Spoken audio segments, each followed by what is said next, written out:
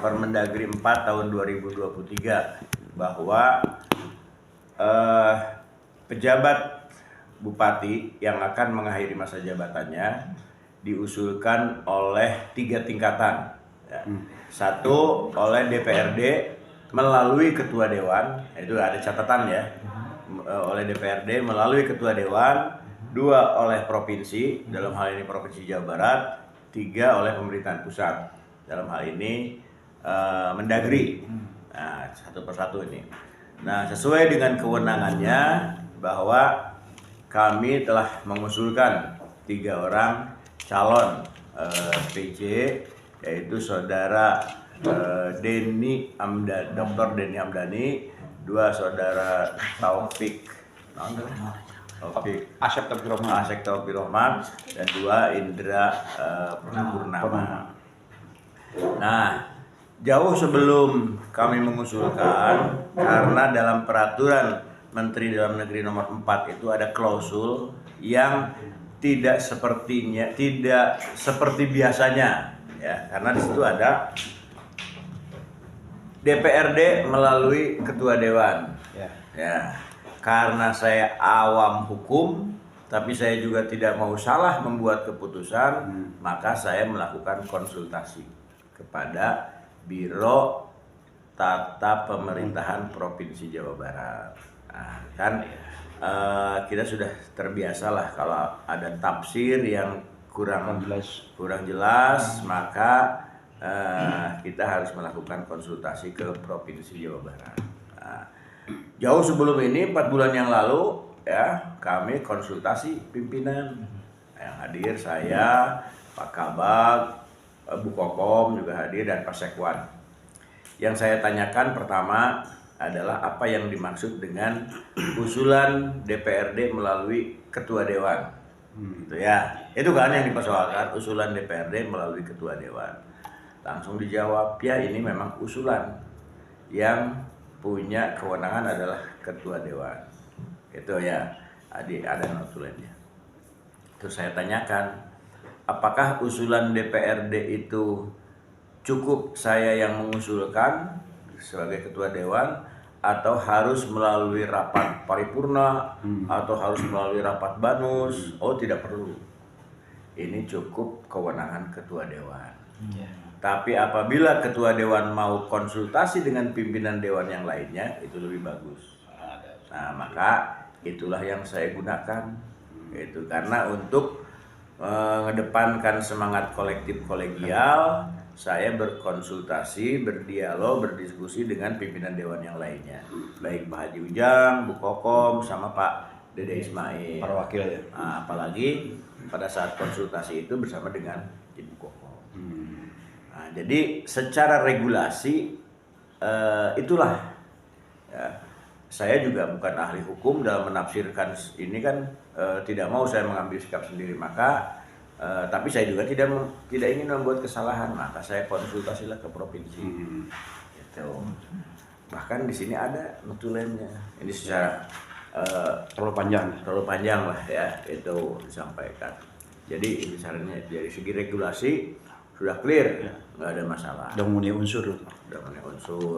Deadline kapan, Pak? Hah? Deadline apa? PJ. Ya nggak tahu, itu kan urusan kementerian. Maka berproseslah itu. Nah, kemudian saya juga berkonsultasi kepada Mendagri bersama dengan Pak Kabag Persidangan Mendagri.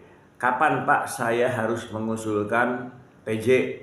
Ya, itu jauh sebelumnya, pada akhir bulan Oktober lah. Kapan kami DPRD harus mengusulkan? Ya udah, nanti nunggu surat dari Mendagri. Ya, makanya teman-teman mungkin ingat pada saat saya didesak terus pada waktu itu, kapan PJ, saha PJ-nya. Saya tidak membuat statement karena saya taat azas, taat aturan, menunggu surat dari Kemendagri. Ingat kan? Mungkin teman-teman juga tuh sabar, hayang nunggu saha PJ-na. Ingin itu. Saya tidak mau membuat satu usulan itu prematur. Nah, itu dari segi regulasi itu ya. Nah, jadi satu, bahwa PJ diusulkan oleh 3 tingkatan, DPRD, provinsi, pusat. Persoalan nanti setelah kita sampaikan itu urusan seperti apa, siapa yang diusulkan itu urusan pusat. Itu bukan kewenangan kita lagi. Yang pertama dari sisi regulasi. Kalau surat dari DPR dari Mendagri terlebih dahulu kita konsul atau kita konsul dulu? Konsul dulu. Konsul dulu ya? Iya, konsul dulu. Konsul ke Depdagri. Saya menanyakan kapan kami harus membuat usulan, ya nanti nunggu dari surat dari Kemendagri. Oh iya. Oh, itu pertama. Yang kedua, setelah tanggal 30 kami menerima surat dari Kemendagri, ya, dari Mendagri, maka kami berkomunikasi dengan pimpinan. Tapi sebelumnya kami menerima kurikulum PT dari Pak Denny, dari Pak Opik, dari Pak Indra Gunawan, menerima kurikulum PT. Ya. Oh, Indra Purnama.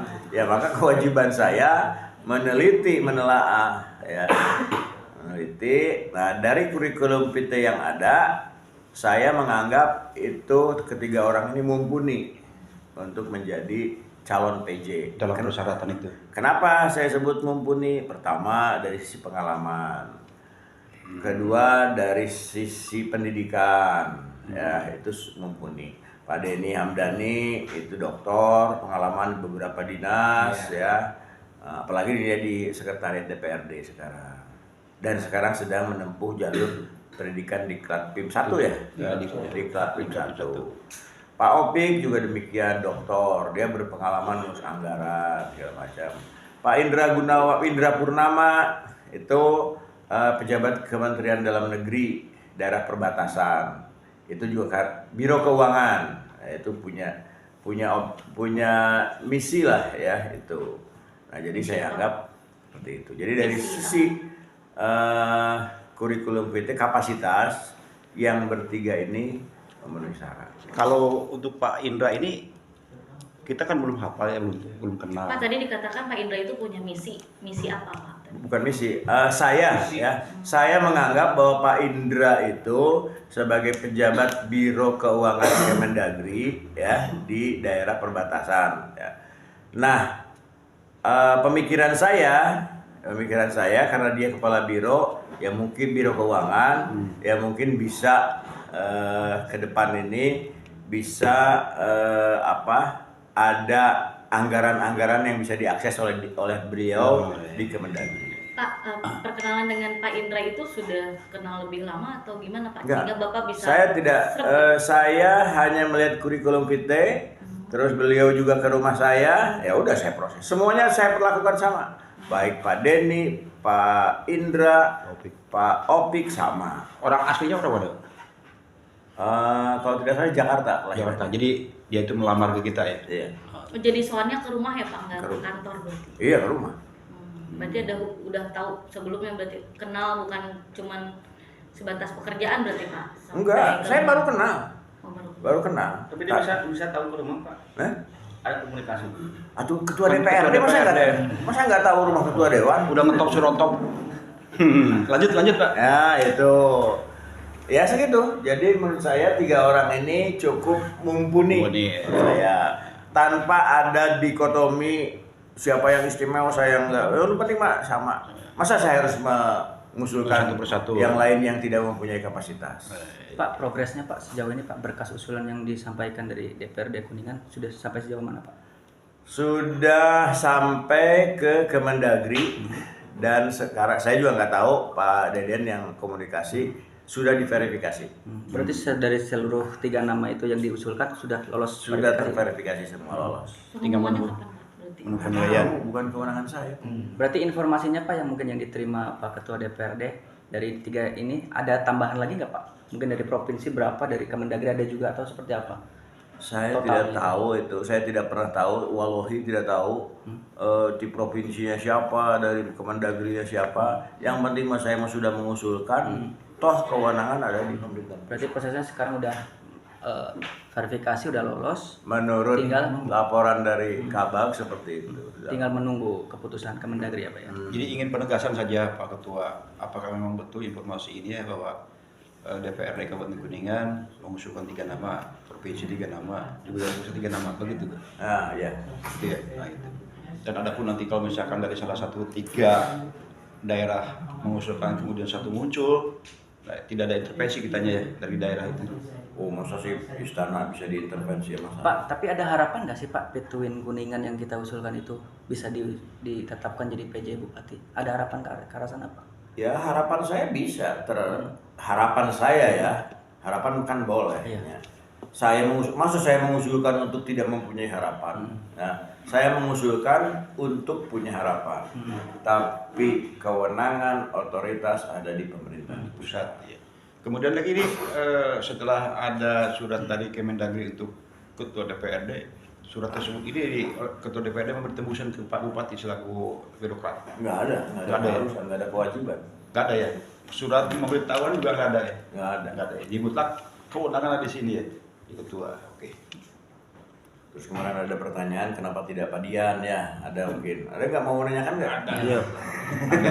Ya kan kita menunggu jawaban, tapi yang ini kalau misalkan bertanya, ya emang kita juga perlu menanyakan ya gitu ya. Yang selama ini santernya kan Pak Sekda Padian. Yang menyantarkan siapa? Di antaranya sudah menjadi satu pembicaraan publik. Oh, yang menyantarkan. Jadi gini,